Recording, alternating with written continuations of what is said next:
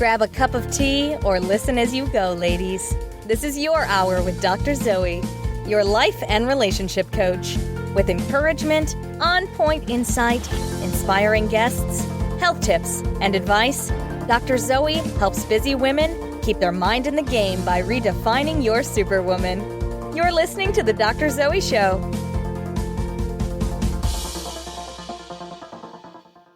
Hey there, welcome. I'm your host, Dr. Zoe.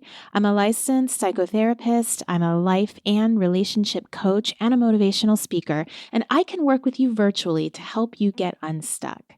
Today's topic is about EMDR and getting over your trauma. So many women, so many men have had issues with past trauma, and today I'm talking with my guest, Certified EMDR Psychotherapist, Wynn Helms, and we are going to talk about what is trauma, how do you get over it, and how can a little known, some of you guys might know about it, therapy called EMDR, how can that help you treat your trauma? But first up, my Superwoman win and Superwoman fail. So for my fail, I am taking a case home with me, and I don't mean physically, I mean psychologically. And I usually don't do that. And I suggest to anybody working in a healing profession, anybody who has clients or patients that they work with, to really work hard on not taking things home with them, because it doesn't serve your patients, it doesn't serve you. And right now I'm taking something home. I have a couple who I've been working with for years, and I just am not getting through to him. I realize that I am very much invested in their relationship working. And as I think about it, not that I'm not generally with all of my clients, but there's a professional investment and then there's an emotional investment. And right now I'm emotionally invested. And as I think about it, I realize that probably it just hits home because in many ways their marriage reminds me of the marriage my husband and I used to have. And I desperately want them to have the happy ending. And I think about my father. He was a ER physician. And I remember just a number of times he took some cases home with him. And they were usually ones that hit home. I remember him coming home, and I don't know if we were at the dinner table, but he was talking, and there was a young man, his age. My dad was probably in his late 30s or early 40s at that time. And he died. And my father said, I couldn't save him. He's a dad, he's a husband, and I couldn't save him. And I know that haunted my dad. And probably not until today do I really feel that same feeling of I can't save them. And I guess my fail is that I'm not letting it go. Because ultimately it's their work to do, not mine. I just facilitate it. And ultimately, just like with my father, that was that man's time. He's not God. I'm not God. I can't fix everything. So I recognize I'm being super vulnerable right now, and this is really just a processing thing for me too. But my fail is that I'm letting it get to me, but yet that's also a reflection of my humanity. There does have to be that balance. I love my work. I love what I do. And of course, I want to see people get better. So, okay, we're going to talk about trauma today. We have lots of interesting stuff, so I'm going to try to lift up the mood a little bit here. My win, and this is a little mushy, but it's true. My win is that I have people in my life, my sister, my best friend, Rosie, who will be completely honest with me and check me when I need to be checked. They will challenge me, and they are not afraid to look at me and say, Zoe, you messed up. Zoe, that's not okay. Or you're going down the wrong path. Sometimes my sister will challenge me and she'll say something like, is that what Dr. Zoe would tell you to do? And I'm like, shoot, don't use that woman against me. And I know that we can all speak into our lives so much easier than speaking into our own. But honestly, it would be a sad day in my life if I didn't have people who loved me tell me the truth. It's easy to find people who will tell you how great you are. I can go on Instagram for that every day. But to have people who will tell me when I'm messing up who will challenge me, that's the best blessing in the world. And that is a super win that I've managed to cultivate that in my life. And if you don't have people in your life that are telling you the truth about you, even though sometimes it hurts, who wants to hear that? That's your new mission. Find people who will be honest with you and learn how to accept the constructive criticism. That's how we grow. Wynn, I am so excited to have you here to talk about kind of a difficult subject, but one that many women have experienced and I'm sure have a lot of questions about. So I just wanted to kind of lay it out on the table, explain to my audience what trauma is, what we can do about it, should we get help, what it's not. So let's lay it all down. But first, I want to ask you about your win and your fail. Let's introduce you a little bit to my audience. Okay, well, first of all, thank you for having me. Win and fail. Well, they're historical. Let's start there. Mm-hmm. Some years ago, I came to Los Angeles to be an actress. I didn't know anyone here. It was quite the adventure to start out. That's how a lot of people get to LA, right? I think that's true. I certainly was not alone. Yeah. So I got here and was blessed enough to get 3 agents, one for theater, one for commercials, and one for television. I don't even know if they do it that way anymore. But nothing happened for about a year. Nothing happened. I had no auditions, nothing. One day I said, okay, God, let me know what's going on here. I really am lost. And I lost all 3 of my agents in 1 week. Wow. How did that happen? They just all fired you. They were just like, we're done. Yes. We've given you a Aw. try and now we're done with you. But I mean, that's the business. That's how it happens. And I thought, okay, very good. This means a new path for me. But I didn't know what that path was. So I thought, I'm going to give myself 6 months to just do nothing, just to allow myself to work, make friends, get into Los Angeles community, Mm-hmm. just be here. So I got a temp job at a human resources consulting agency. Yeah, really boring. It was beyond boring. But it helped me to meet people and get used to being in Los Angeles, as I said. Mm-hmm. And then something happened. There was a trauma happening in the organization. My department had a department head, and he was having an affair, yes, with a woman in the other department. Mm-hmm. Everybody knew it. It was no secret at all. And it was not a secret that the woman he was having an affair with was adamant that if he ever had children, that she was not going to see him anymore. And then his wife got pregnant. Oh. That news spread like wildfire all over the office. And it just occurred to me that people's lives are more important than the boring work that I'm doing. And I happened to be in therapy at the time, and I thought, maybe this is something that would be interesting for me. And that's how I got started in therapy, and I love it. And yeah, that was my win to start a new career. Wow. What an interesting segue. But I think that probably a lot of therapists really start their dive into psychology from people watching because people are darn interesting, aren't they? They really are. They're interesting. And I think coming from an actor's perspective, Mhm. where observing people is something that we do all the time. So yeah, it was maybe a logical next step. Who knows? It certainly was for you. So Mhm. thank you for sharing your win and your fail. And, just as important as it is to understand other people in your life, I won't even say just as important. It's more important to understand us, right? Absolutely. And so that's why I want to talk about trauma and understanding it in your life and what to do about it. So let's first start with what in the world is trauma? Well, trauma is an experience that is either injurious or painful, and it can be anything. A loss of a person, a pet. People are going through these fires that we're having in Los Angeles right now, Yes. natural disasters, that kind of thing. And I say that with this in mind. Anything can be a trauma. Okay. It's not the event that's the trauma, it's how the person perceives it. Okay, so then here's the question. Mhm. If anything can be a trauma, what's not trauma? If you're experiencing loss of sleep, anxiety, depression, ruminating thoughts about the incident, then it's very likely that it's a trauma and you're having a traumatic experience trying to move through it and resolve the issue. Mm-hmm. And like I said, that can be anything. So your experience of trauma is really demonstrated by the symptoms that show up in your life. Right. After the event. So then what's not trauma? Because a lot of people use that word. We throw that word just like we throw the word narcissist around. And We throw depression. and depression. Mhm. We throw that word traumatized. And I really want someone who might be wondering, am I? What's going on here? What's not? What's not trauma?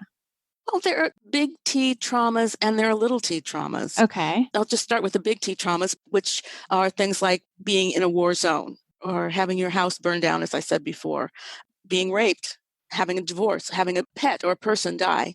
Those are big T traumas where you will almost necessarily need to seek out help, either from friends or for a therapist, Mm-hmm. to get past the fact that you've experienced something that is not normal. Right. Something that is out of the range of your normal living situation. Now, little T traumas are the ones that a lot of us, I think what you're talking about, are the ones that we all go through. A humiliating experience, feeling guilty about something, if you're dismissed from your friend group, that kind of things are small T traumas. And depending on how you have been raised and your experiences from your past, those kinds of traumas can be just as difficult as the big T traumas. Well, I think that's so important for you to say because I've seen that both in my life and watching other people and especially my clients, that something that could be horrific to one person that would bring them to their knees, that would take them out, for weeks. Yes. Somebody else just breezes through like it's nothing. I mean, there's a concept, an idea of resiliency for sure. Yes. But it also makes me wonder sometimes, okay, so are they really dealing with that trauma so well? Did they even experience it as trauma? I think is maybe the first question. Or is that just something that's not being dealt with or their defense mechanisms are so strong? Well, I think the defense mechanisms come up because it was a traumatic experience. An example, let's say you have a 2-year-old and the 2-year-old gets left in the aisle of the grocery store and the parent is around the corner. Mm-hmm. No big deal. But the 2-year-old thinks, I'm alone. I'm always going to be alone. And it's traumatizing for the child because they have no one there to support them. They think they're lost forever. Okay, the parent comes back, the child gets through it, whatever. But it could be that experience takes on a bigger shape when the person gets older and they have issues with being abandoned, feeling lost in the world, having no one to support them, if the issues of that traumatic experience are not dealt with. Now, an adult isn't going to remember the fact that they were traumatized as a 2-year-old, but when it shows up in other areas of their life, it's something that can be teased out in therapy when talking about the trauma that happened when they were a child. Mm-hmm. Interesting. I had 2 clients who went through the shooting in Vegas a number of years ago. And both of them experienced very similar things. And the effects were very different, just like I said. Did one of them get through it without any kind of trauma? Pretty much. One of it was just like, yep, that's life. That happens. I dealt with it. The other one was just, was weeks and weeks and weeks. But I think what you just said is super important is the story that you tell yourself. So a little 2-year-old telling themselves something like, my parents got lost versus, Yes. A 2-year-old saying, my parents abandoned me. That story has a huge effect on how we experience anything. Yeah. And if you're going through your life thinking, I don't understand why it is that when a friend leaves, or if I grow out of a friendship, say, why is this so traumatic for me? Why is this such a big deal? Mm-hmm. It can be tracked back to when the person was at a young age, a 2-year-old toddler, and was feeling abandoned by the parent. Mm-hmm. Those two things can be intertwined because all of our experiences and our feelings, all those things are connected. Right. And part of what we don't experience is the seed, the core piece of trauma that happened first. Well, we don't know about it necessarily. We don't recognize it. Yeah. Why would you think about that? There's no reason to. Okay, so we kind of have an idea of maybe what trauma is, and if you're listening, reality is it's different for everybody. So really the way that you can understand it in your life is how does it show up in daily life? How does a trauma issue that's not resolved show up? Well, it shows up in a couple of different ways, and once again, different for everybody. Mm-hmm. But I think the most important thing has to do with ruminating thoughts about whatever it is that is anxiety producing for you that shows up in ways that aren't, why am I feeling this way? Let's just let's just say you're on a date. For those of you out there who are single, I'm single, so came to mind. You're on a date, or you think you're on a date, and you're sitting in a restaurant. You're sitting in a restaurant waiting for this person to show up. This is a first date, by the way. You're sitting there waiting, feeling really embarrassed and alone. And you find out, well, you've been stood up. Let's just face it. The person is not coming. That could be traumatizing for someone if they've had issues with being abandoned, if they had issues from their past of, I'm slime, I'm not worth the time someone might take to come and see me. When all those negative thoughts come up and they are attributed to something that is relatively small t trauma, it might be time to seek out help. So when someone continues to have thoughts that are super, super negative, you're saying it might be time to seek out help? Yeah, because it's not worth going through your life thinking that you are worthless about something that might be fixed through seeking out a professional to help you with it. Mm-hmm. What are some other symptoms of trauma? Let's see. One of them can be depression, feeling like you can't get out of bed. You don't want to go to work. You don't want to hang out with friends. Your life just seems like it's going down the tubes. If you're feeling depression to the point where you can pinpoint it back to a specific issue, you might be experiencing trauma. I know often some of my clients who are dealing with a lot of trauma tend to sometimes be kind of hypervigilant, always kind of looking out and waiting for that next thing, the thing to fall. Sometimes they experience nightmares. Right. The hypervigilance can come in the form of social anxiety and not wanting to be in groups of people for fear of what they may think of you, the judgment that you may get from people. Not wanting to be around people can lead to isolation, which can lead to depression. Or maybe sometimes having a over dramatic response to something that might feel similar to, when the trauma happened. Tell me more about what you mean. So let's take an example of a woman who was raped. So the guy who raped her had a certain type of tone, or he did something. So she gets triggered when she's with another guy and he does something similar. So she has a response to it, although she's not actually in danger, but it triggered her. Right. I had a client who was physically molested as a child by her stepfather. And the stepfather is still in her life as she's an adult because he's still married to her mother. They were having a dinner party, and for whatever reason, he went behind her in her chair, and she got triggered. And she had a meltdown, and she wasn't sure why. She came in to find out why, and what we found out together was that she never saw his face when she was being molested. So when he was close by in proximity, it triggered her to think about when she was a child and she was being molested. And she couldn't see his face. That makes a lot of sense. So when we have trauma and we go to seek to get help, are we trying to get it gone, or are we just trying to integrate it into our life? Well, it's a good question, and I think it's both. One of the things that, and we haven't spoken about EMDR, but one of the things that I try to do with my clients is to get them to recognize that this is a part of their history. This is their experience. It's a part of their life. It's not going away. However, with the work we do, we can get it so it's a memory instead of a trauma. Something that you think about and go, okay, yeah, that happened, and that was bad for me. But it doesn't have the same emotional and visceral impact. Okay. Right. Okay. So you said something EMDR. What's EMDR? Let me start at the beginning. Francine Shapiro, about 30 years ago or something, was literally out walking and noticed that she was processing something, that her eyes were moving back and forth. And she's a researcher and a psychologist. She's just passed a couple of months ago. It was curious to her. Why is this happening that my eyes are moving back and forth? And she went back and she studied it and did years of research. And 10 years later, we have EMDR, which is eye movement desensitization reprocessing. Don't say that too quickly. Which means basically this. It's a protocol. It's a type of therapy that is done within the session for a series of sessions. And what it is bilateral stimulation, not necessarily eyes moving back and forth, but bilateral stimulation, which works kind of like this. This is very rudimentary explanation of what EMDR is, but it gets to the point. For instance, you remember the beginning of the recording of this taping. Big deal. It's not something that you're going to think about it again. Right. Now I will, because you just reminded me.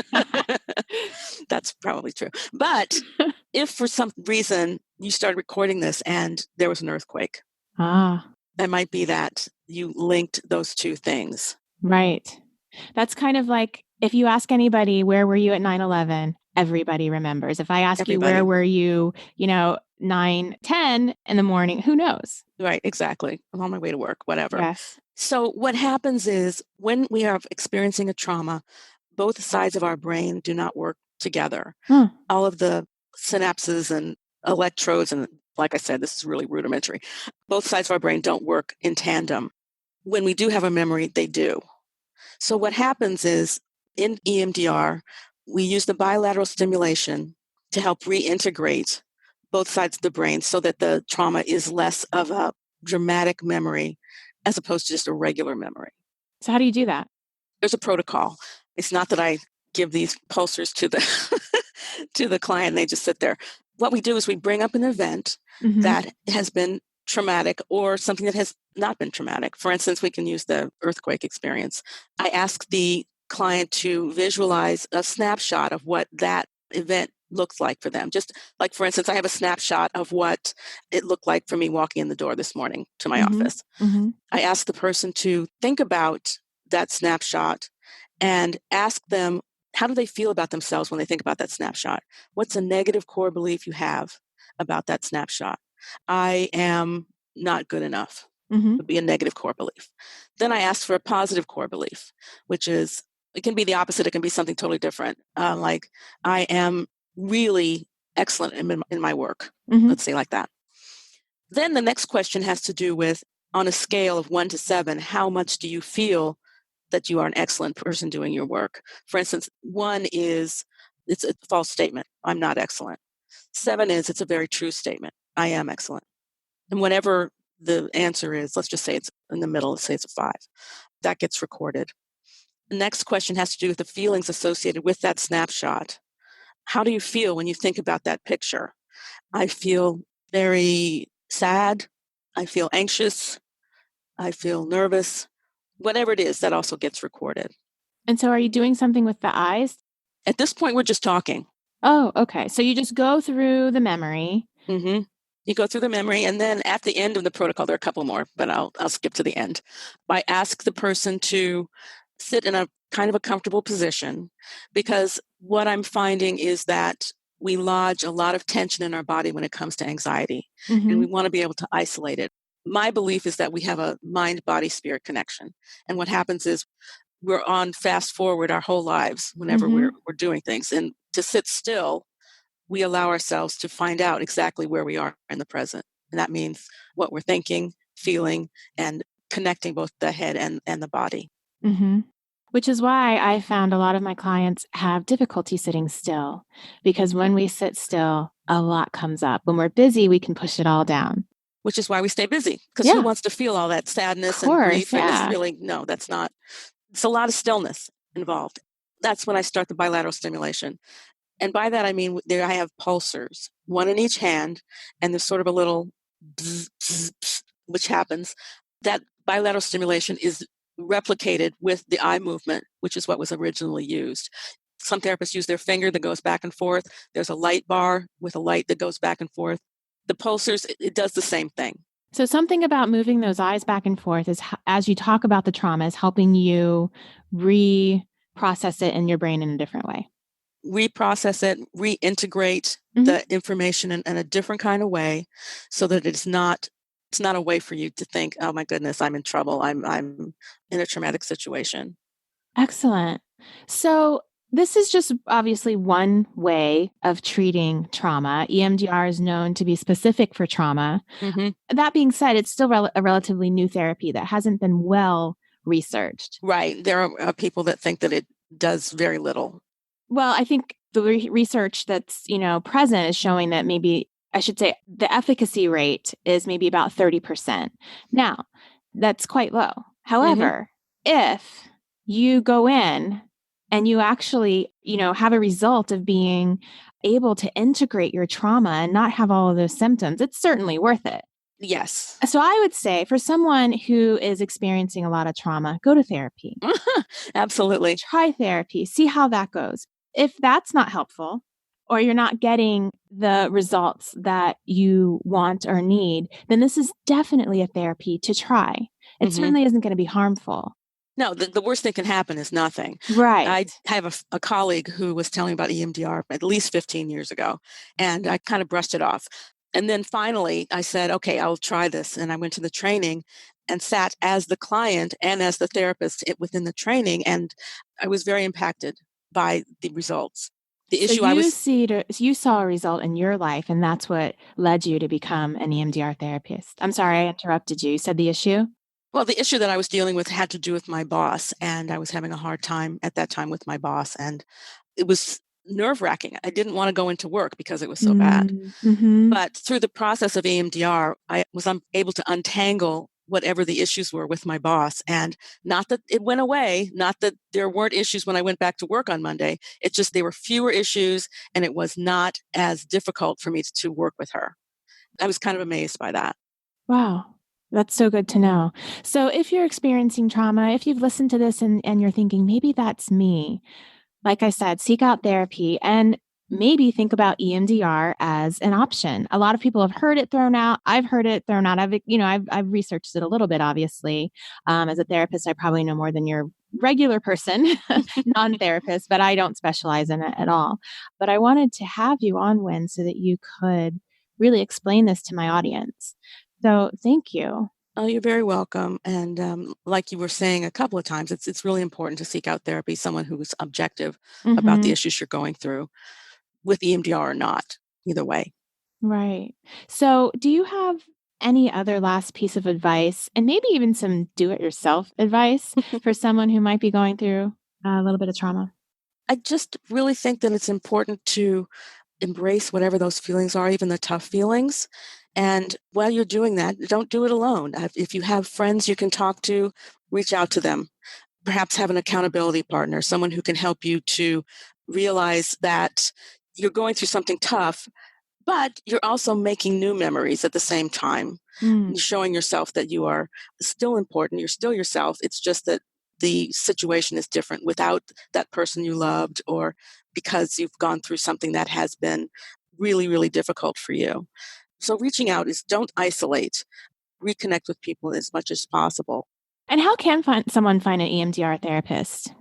There are a couple of ways. One is through an organization called EMDRIA, which is EMDRIA.org, I believe it is. And you can find therapists that have sliding scales. Some of them are interns, so they're a little less expensive. Also, and you may have mentioned this on some of your other shows, a website called psychologytoday.com, where you can filter through for therapists in your area for the type of therapy they do, and specialties, and EMDR is one of the specialties you can filter for. Awesome. And so how does someone find you? Well, thank you for asking that. I have a website. It's my name, wynnhelms.com. And we'll link that in the show notes.